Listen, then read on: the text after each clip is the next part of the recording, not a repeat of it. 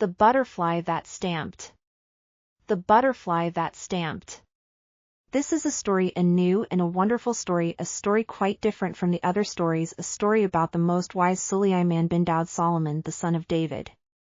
There are 355 stories about Suleiman-bin-Daoud, but this is not one of them.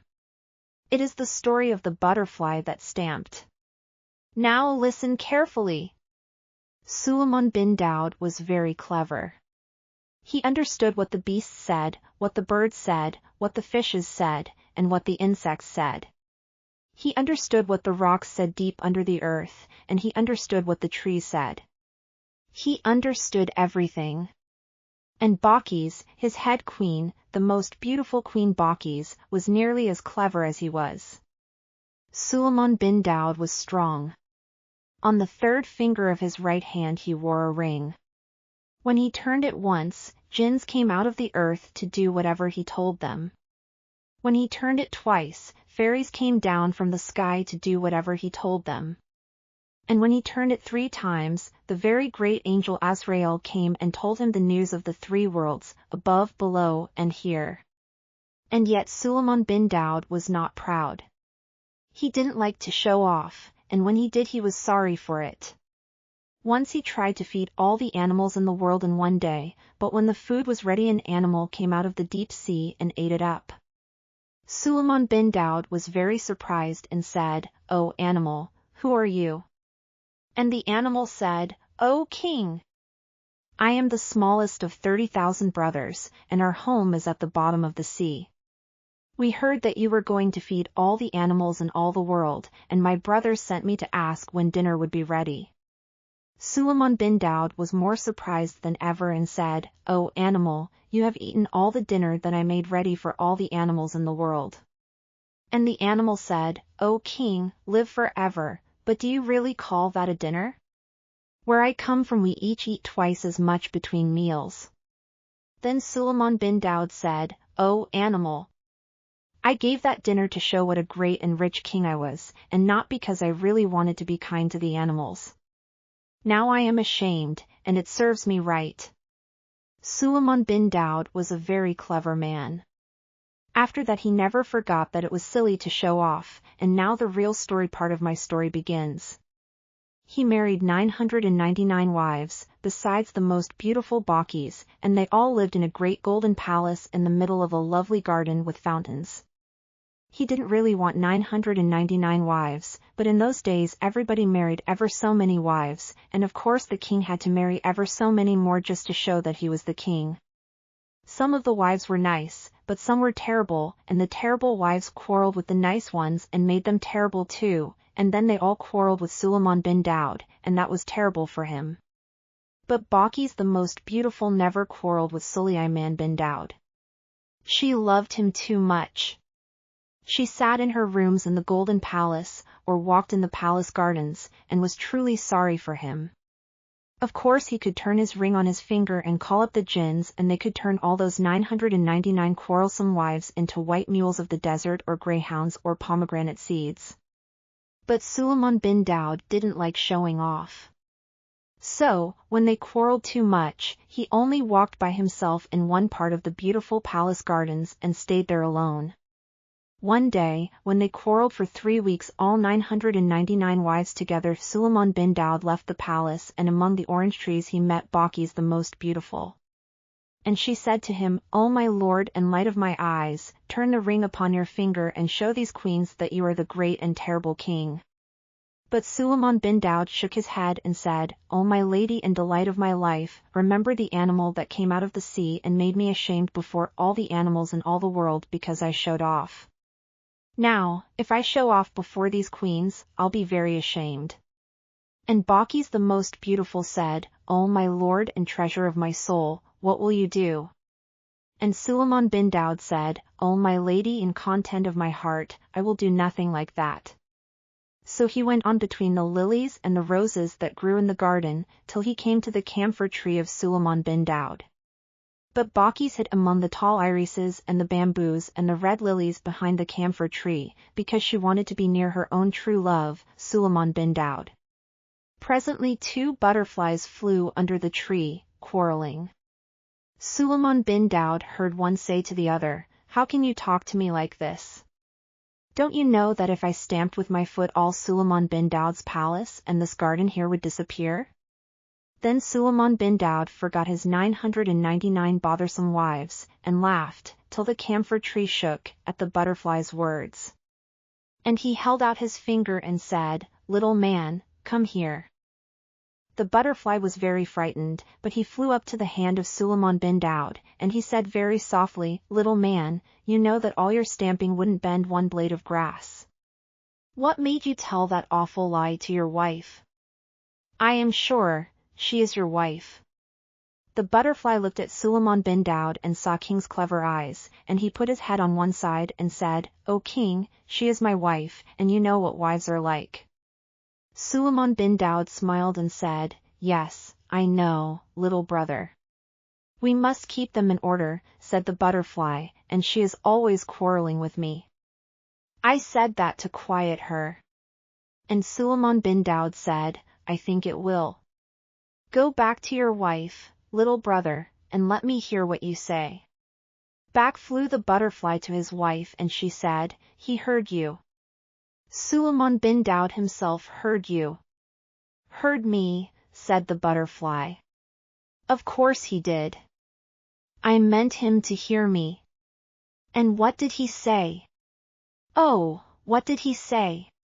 "Well," said the butterfly, "between you and me, my dear, he asked me not to stamp." "Oh," said his wife, and sat quite quiet, but Suleiman-bin-Daoud laughed till the tears ran down his face. Balkis the most beautiful stood up behind the tree among the red lilies and smiled to herself, for she had heard all this talk.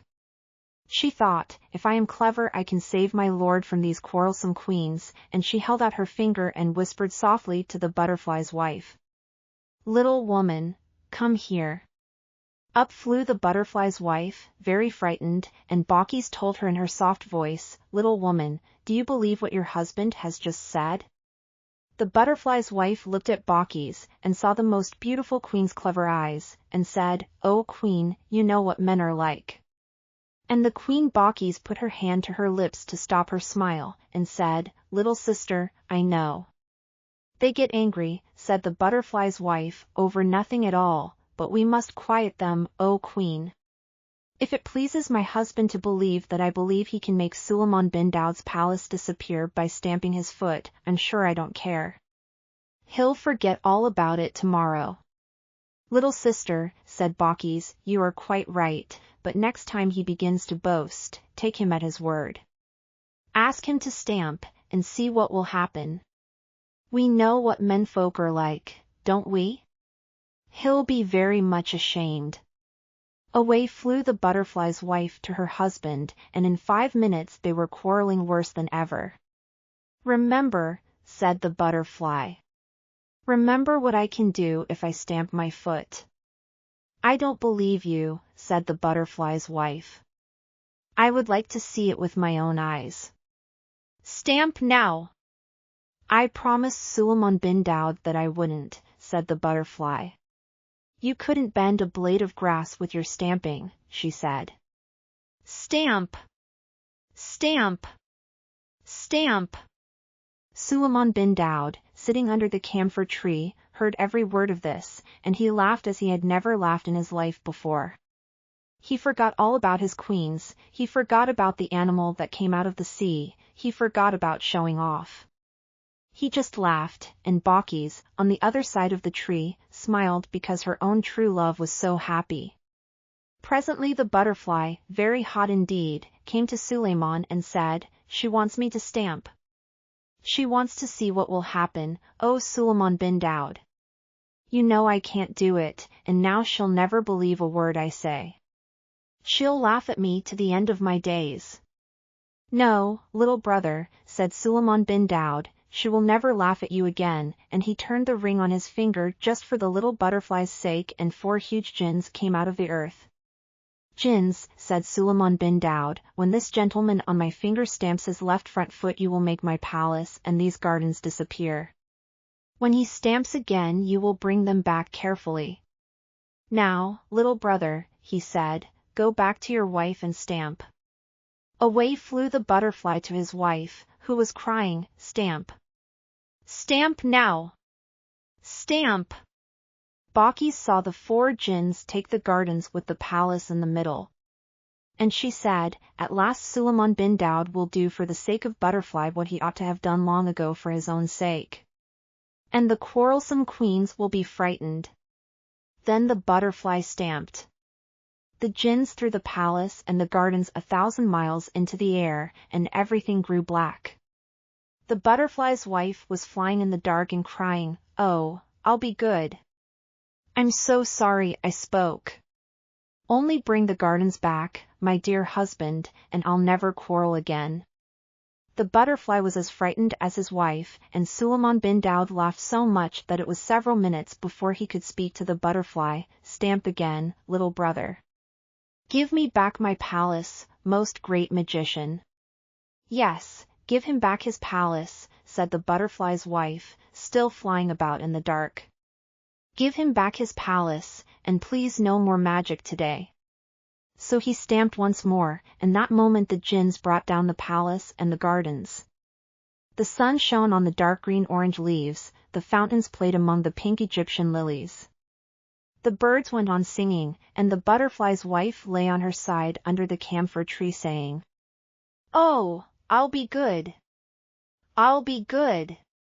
Suleiman-bin-Daoud could hardly speak for laughing. Then came a terrible noise, for all the 999 queens ran out of the palace shouting and calling for their babies. And the cleverest Baucis went to meet them and said, "What is your trouble, O queens?" They stopped and shouted, "What is our trouble? We were living peacefully in our golden palace, when suddenly the palace disappeared, and we were left sitting in a thick darkness, and jinns moved around in the darkness. That is our trouble, O head queen, and we are most troubled on that trouble, for it was a troublesome trouble, unlike any trouble we have known." Then Baucis, the most beautiful queen, almost as clever as the most wise Suleiman-bin-Daoud himself, said, "It is nothing, O queens. A butterfly has a quarrelsome wife, and our Suleiman-bin-Daoud decided to teach her a lesson, for that is not good to be quarrelsome." But the queens didn't believe her, and Baucis asked them to go to the garden. There under the camphor tree they saw Suleiman-bin-Daoud with a butterfly on his hand. And they heard him say, "O wife of my brother in the air, remember after this to please your husband in all things. Remember, he can stamp his foot again. Go in peace," and he kissed them on the wings. And they flew away.